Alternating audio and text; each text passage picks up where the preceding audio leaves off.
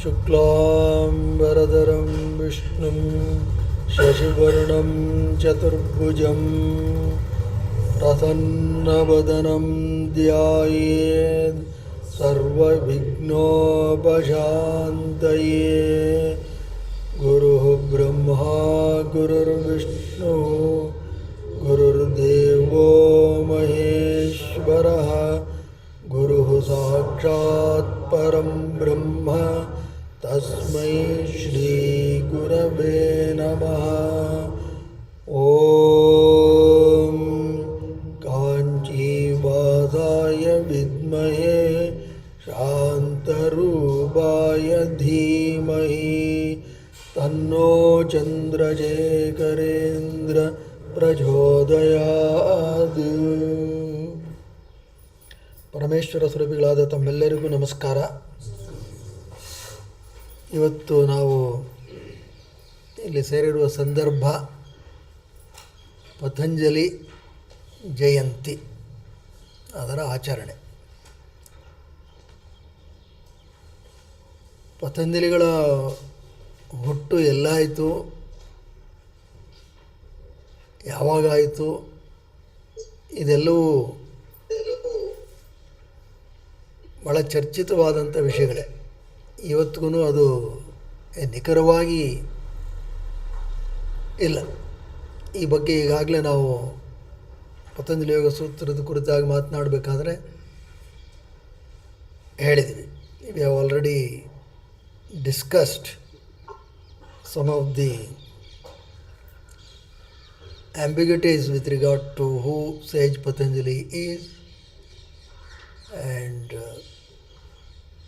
about the various works that he has done. Because three important things are attributed to sage Patanjali. One is Yoga Sutras, another commentary on the Panini's grammar, Mahabhashya, and then his own treatise on Ayurveda, on the Charaka Samhita. So scholars have their own opinions. Some say that it is the same person who has done all the three works. Many dispute, but anyway, as far as we are concerned, it is the Yoga Sutras, which is a great work. So on this occasion of Patanjali Jayanthi, we will try to look at Patanjali Yoga Sutra and the other important text most of us follow, the Bhagavad Gita. Try to compare at least or look at the parallels between these two great works which we do follow. If you look at Srimad Bhagavad Gita, definitely it is much earlier to Patanjali. Patanjali himself is dated about 250 BC. And we all know that this Mahabharata is much earlier. And secondly, we should recognize that this is in the form of, Bhagavad Gita is in the form of dialogue. Originally, how it has come? Sanjaya telling to Dhritarashtra. Although in the actual war field, it is the dialogue between Krishna, Lord Krishna and Arjuna. So that is how the context. That is how you see in Bhagavad Gita, some of the aspects are repetitive. Some things are said again and again because it is in the form of dialogue, and it also depends upon what kind of questions is asked and as an answer it has come. Whereas Patanjali Yoga Sutras are very concise, very precise, because Patanjali perhaps had that liberty to sit, consolidate all his thoughts, and then put them into words. Therefore, obviously, we see that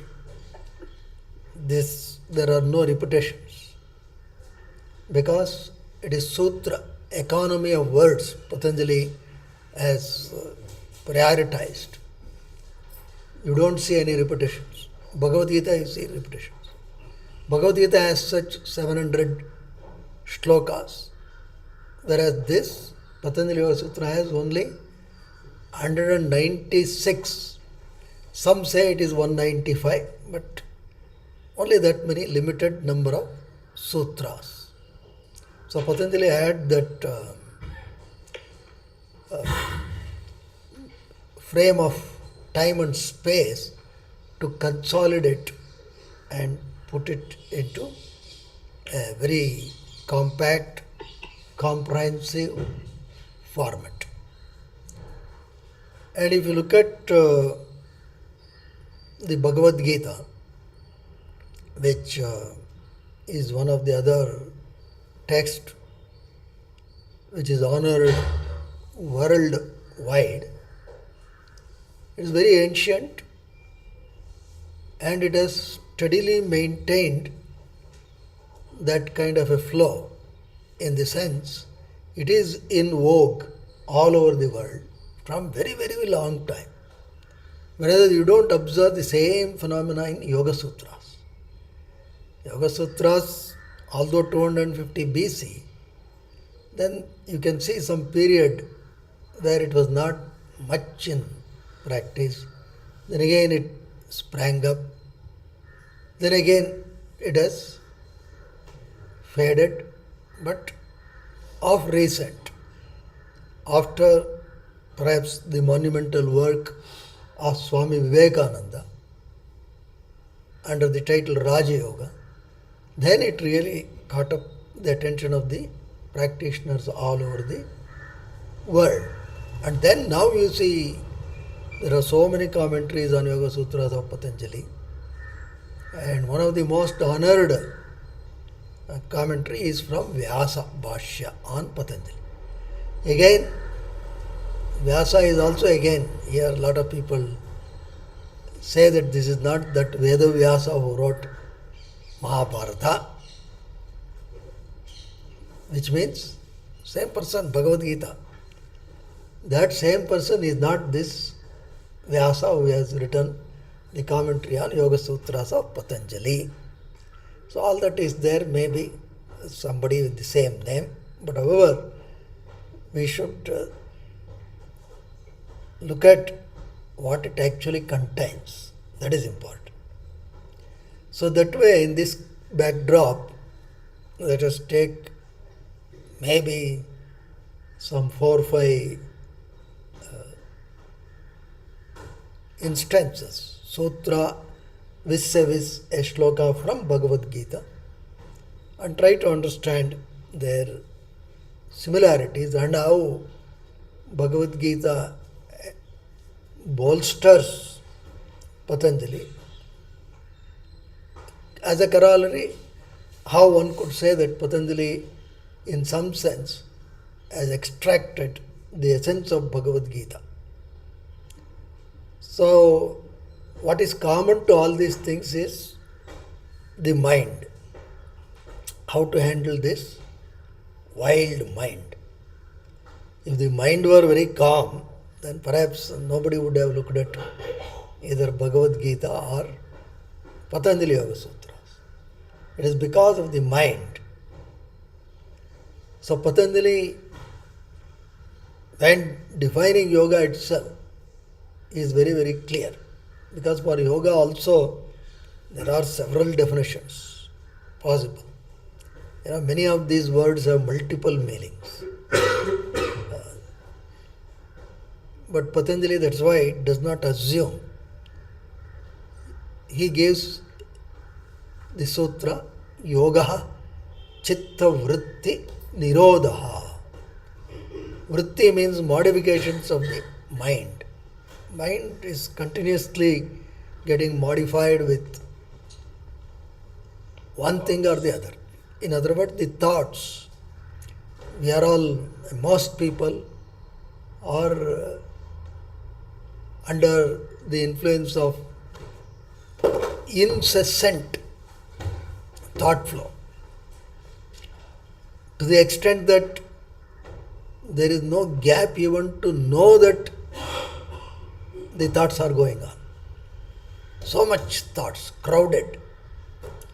Therefore, Patanjali says these vrittis in the chitta or the mind stuff, you need to annihilate, cessation of the modifications of the mind, that is yoga. That's what he says. If you look at Bhagavad Gita, in Dhyana Yoga, 6th shloka, Krishna gives, or rather, he gives a good reason why you need to control the mind, or why mind has to be calm. What is the necessary? Krishna also talks a lot about mind. We are not going to cover all the shlokas. We just pick up only one, just to emphasize the fact why this mind should be tamed. So, Krishna says, Bandhuratmatmanastasya yenatmaivatmana jitaha anatmanastu shatrutve varte tatmaiva shatruvat. Which means, if you have conquered the mind, if you are the master of the mind, bandhu, the mind will be like your friend. It will be like a friend if you have conquered, if you have mastered the mind. Otherwise, if you fail to do so, the same mind, Shatruvat, it will work like your own enemy. Very important.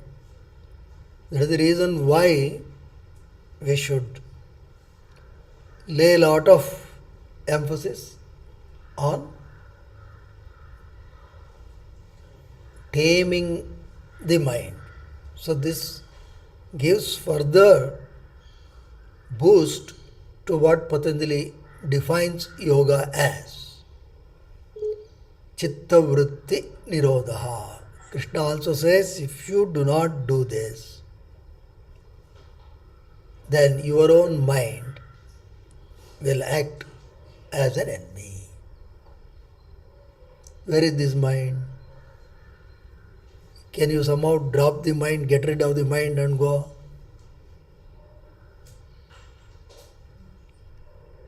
Suppose if the thief is somewhere outside in the society, what is the problem?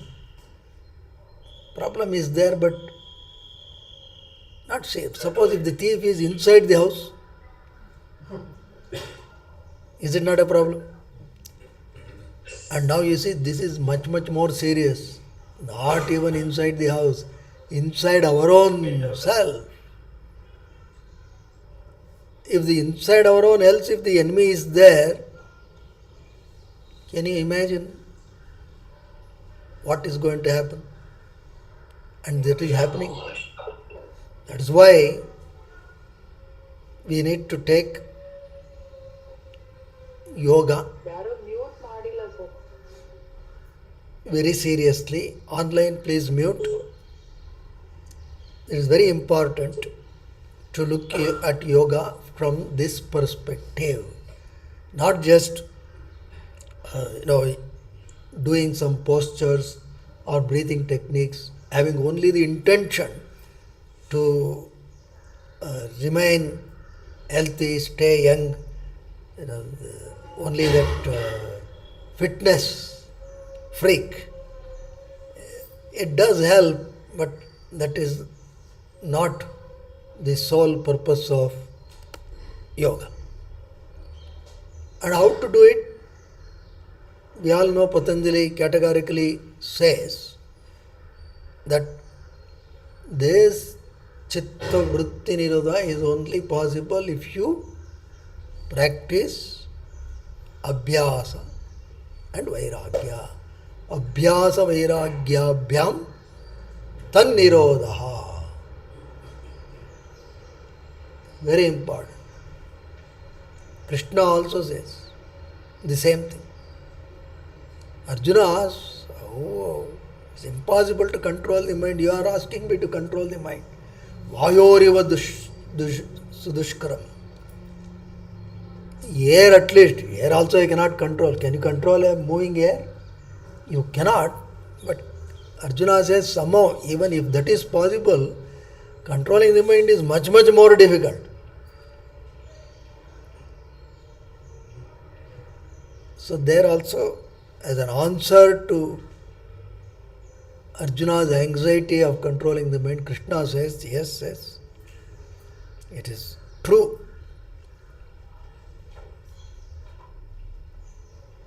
Abhyasena tu kaunteya vairagyena cha grihyate asamshayim hi mahabaho mano durnigraham chalam. He says, he uses that word, asamshayam ye mahabaho. What does that mean? There is no doubt. He uses this word mahabaho. Arjuna is a very well built, physically very fit person. So he uses that word mahabaho. You may be very, very fit physically, but controlling the mind is not that easy. Durnigraham. But it is not a hopeless situation. You are not helpless. It is possible. Abhyasena tu kaunteya vairagyena cha grihyate. Same thing Patanjali is also saying. Abhyasa vairagya. Vairagya means non-attachment, detachment. You are attached to too many things. Therefore you are finding it very difficult. You say it is impossible. But through non-attachment, vairagya, it is possible. Then many times this vairagya is again, a lot of people are afraid because vairagya is somehow equated to sannyasa. So people are worried, if this vairagya comes, what will happen to my family, kith to kin? So Krishna gives another perspective. The very famous shloka in Sankhya Yoga, where he says, how all of us can practice vairagya. Vairagya is not leaving everything to providence and keeping quiet. No, he says, karmanyevadikaraste ma paleshu kadachana ma karma palahetur bhurma te sangostya karmani. It is not that you are averse to action. Whatever is your duty, karma, you have to accomplish. What is real vairagya? Don't get attached to the fruits of your karma, outcome of your karma. You should simply do your duty. This is very, very important even for sadhana. Because many times we hardly spend a couple of classes,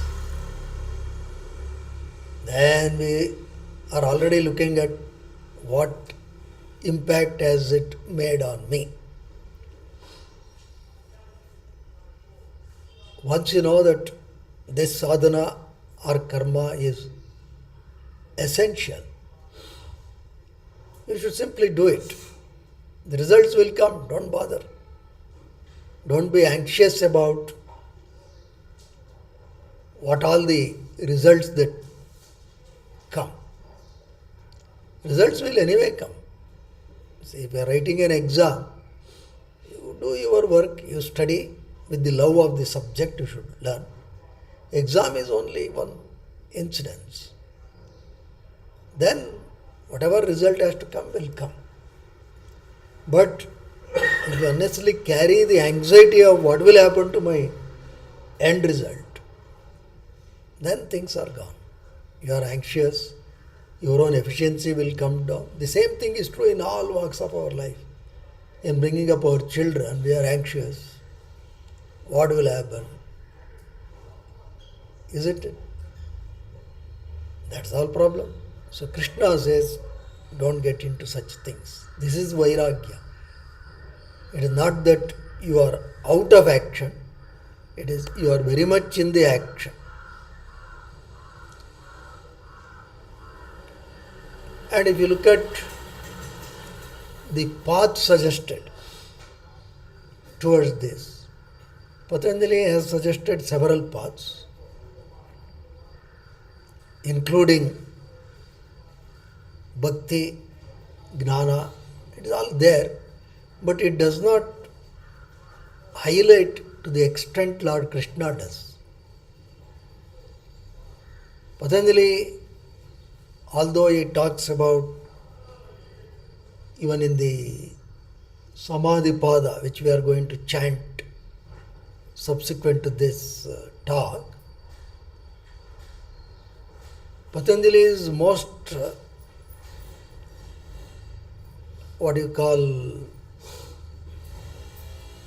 most quoted technique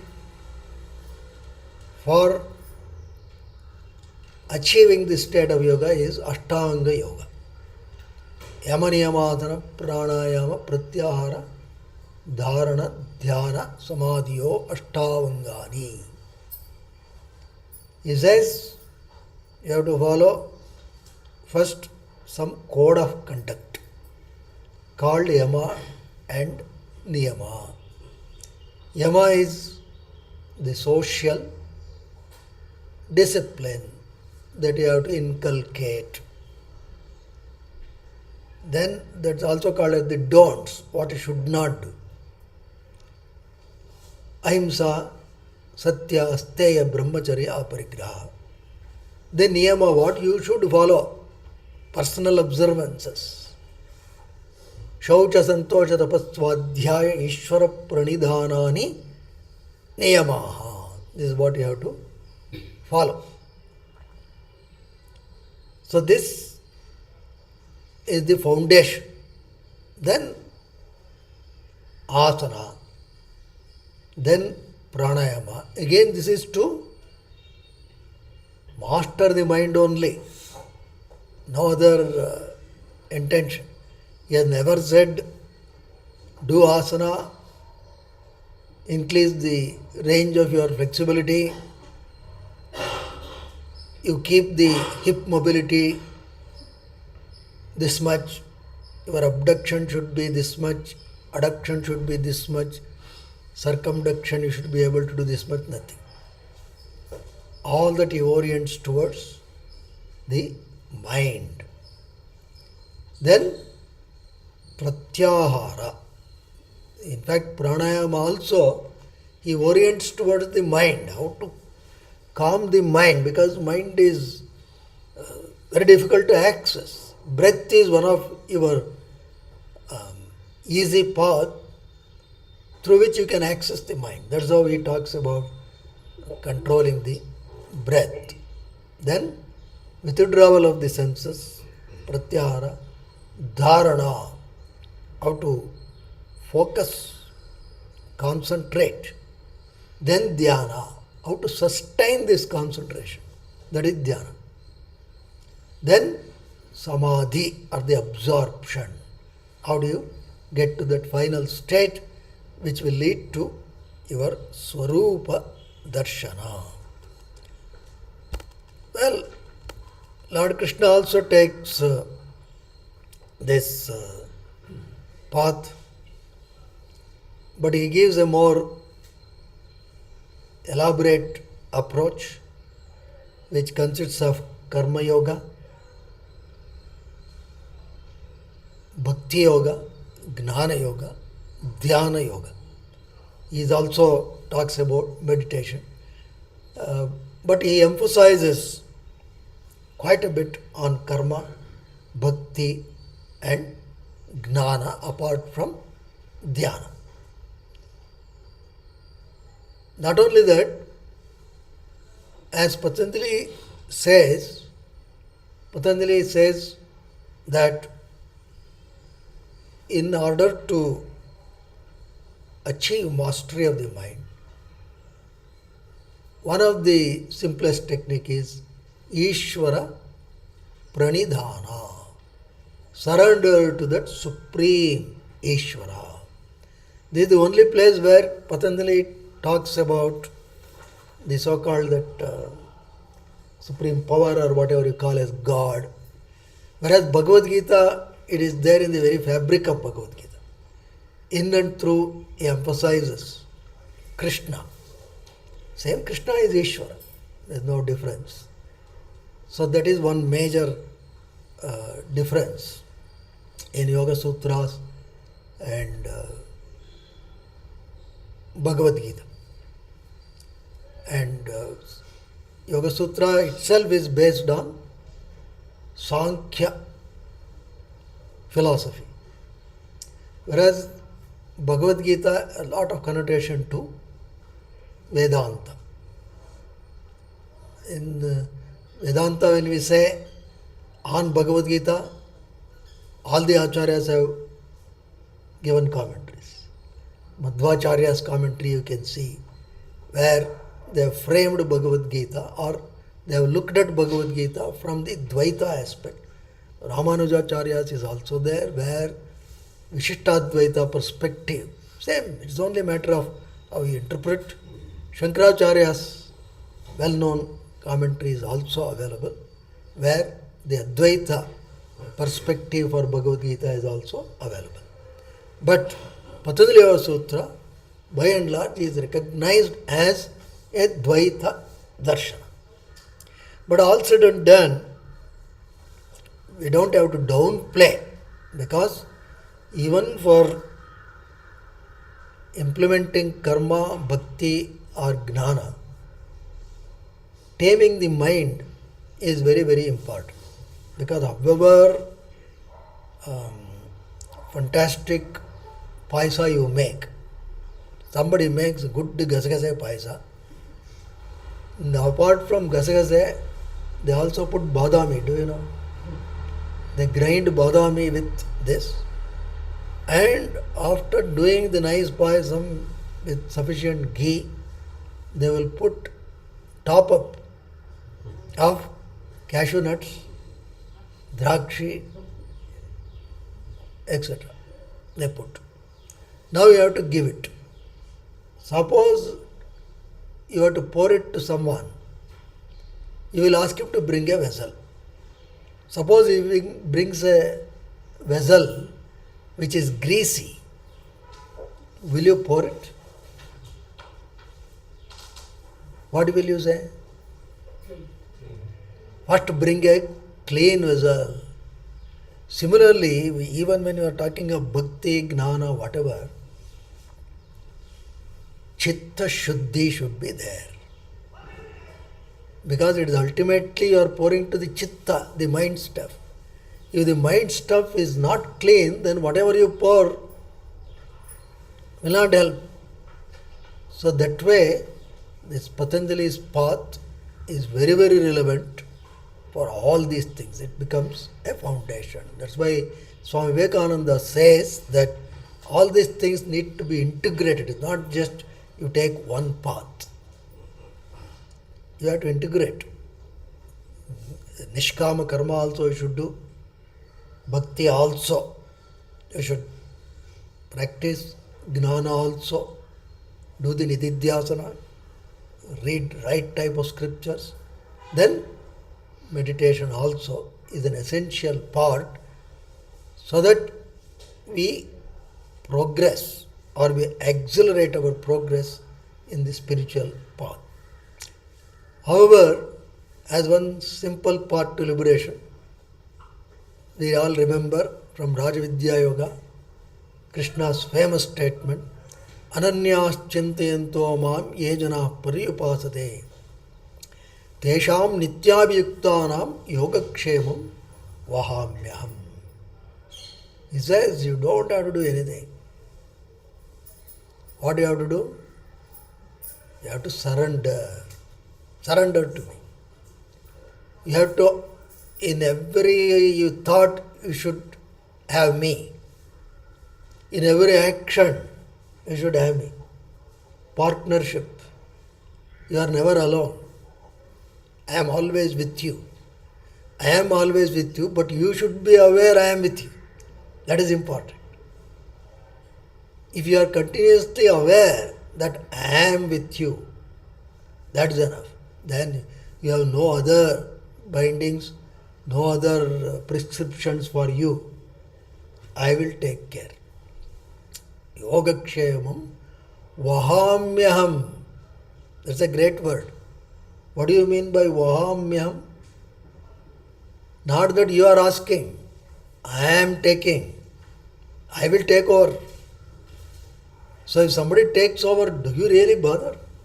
You don't have to bother. A Prime Minister or President, whenever they go, do you think they are bothered if they are going to America, some booking.com, mytrip.com? Because they know there is a huge setup which will take care, including what they want to eat, when they want to eat, elaborate, they will take care. They will not even bother about where I am staying, which hotel, is this 5-star, 3-star, 7-star, nothing. So Lord says, Vahamyam, I will take over. What you should do? You should become a faithful partner. You should not leave me. You should never leave me. That's it. If you inculcate, this is essentially Ishvara Pranidhana, which Patanjali says, but Patanjali does not necessarily emphasize because he is writing sutras. Krishna had that freedom. He had no paucity of words. So this is another very important thing that we see. Then as far as meditation is concerned, Patanjali emphasizes this as one of the most important things is dhyanam. Dhyana. So it defines dhyanam as tatra pratyaya ekatanata dhyanam. The content in your consciousness that should not keep changing. It should be on one thing, one content you should have, flowing easily, unperturbed, undisturbed. That is dhyanam.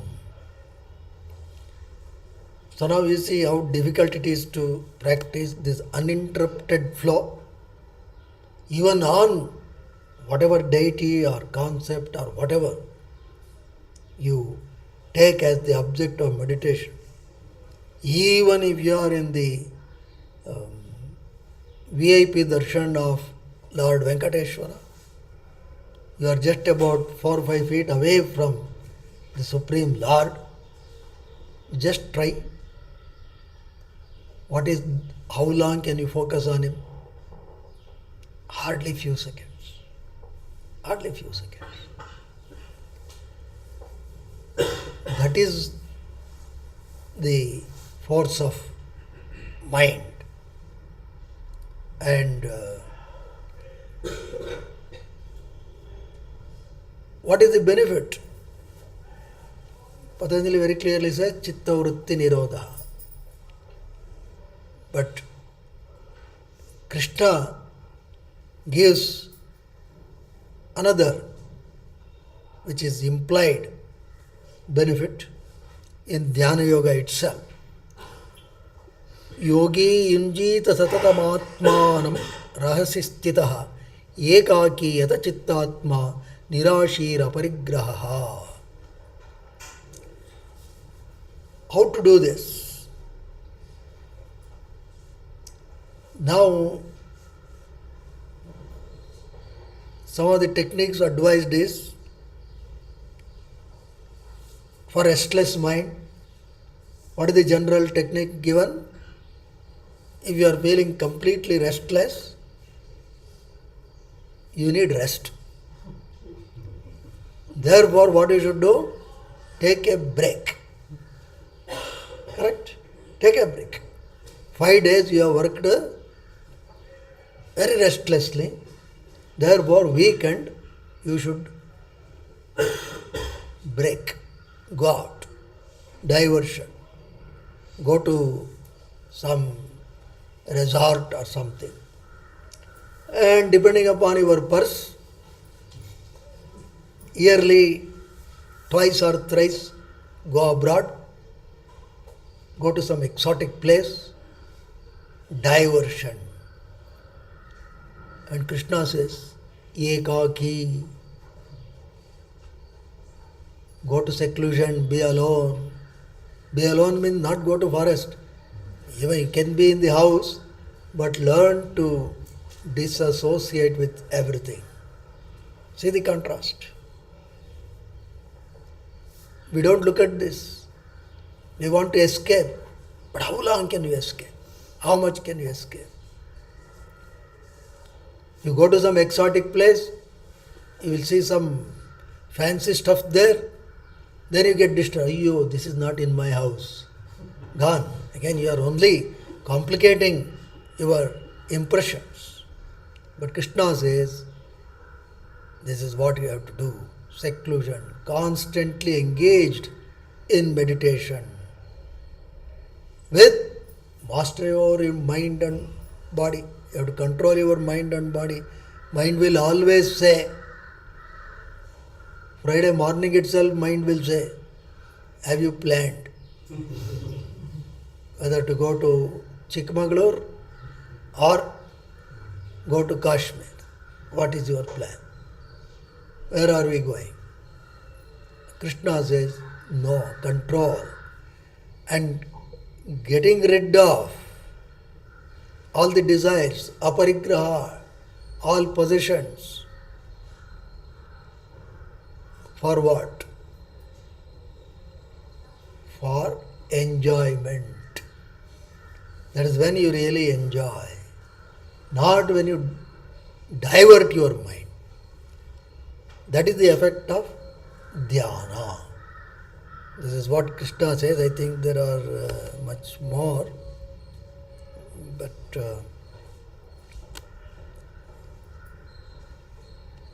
yes, we will, I think, just mention this one.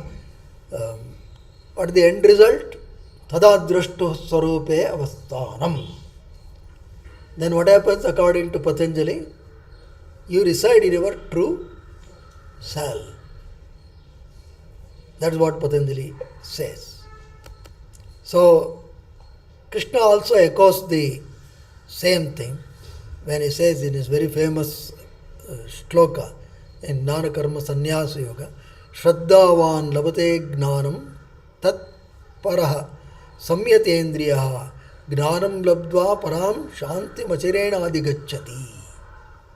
Krishna also emphasizes the same thing, but he says, once you get that transcendental knowledge,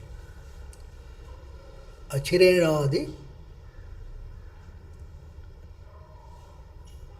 shanti machirenadi gacchati. You will enjoy that supreme peace. And in our Swarupa also, what we get is that supreme peace, which is called bliss. Sukha is opposite, dukkha. This bliss is a state of mind where you have complete freedom from your thoughts. You are the master of the mind and it has no opposite. It is an absolute state. And that is to be achieved, for which both Patanjali Yoga Sutra and Bhagavad Gita we are blessed with, and through this path it is possible for us to attain even as we are in this very body. So let us mentally salute all the great sages who have bestowed this knowledge to us. The only way we can repay our gratitude is by studying and implementing this scriptural knowledge. Namaste.